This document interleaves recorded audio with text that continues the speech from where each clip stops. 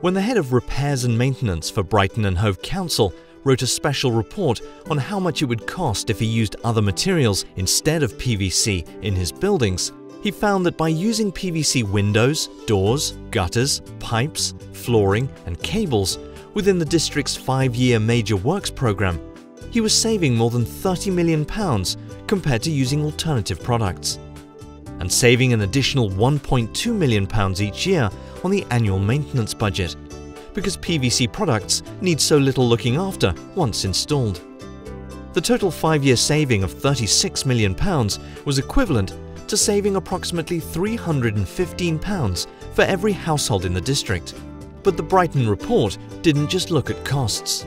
It also highlighted the better thermal efficiency of PVC windows, as demonstrated by the energy ratings from the British Fenestration Rating Council, where the majority of window systems achieving an A rating feature PVC frames.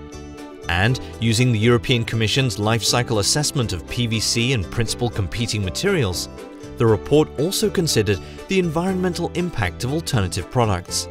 The EU study concluded that across all of the applications examined, PVC products are either the best environmental option or equivalent to the best alternative in terms of environmental life cycle assessment. It was noted that several PVC products had also achieved an A or A+ rating in the most recent version of the Building Research Establishment's Green Guide for Buildings.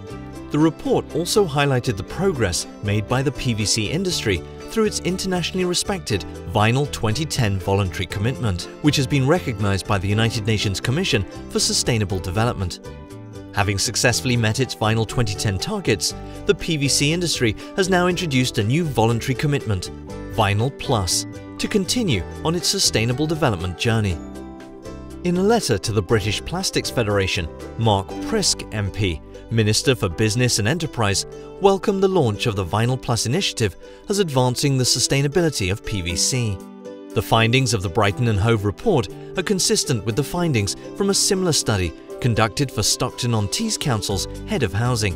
The Stockton-on-Tees study found that it is possible to install twice as many PVC windows as timber windows for the same cost. Through Althusys Strategic Consultants, the European Council of Vinyl Manufacturers has also recently commissioned its own study on PVC cost competitiveness.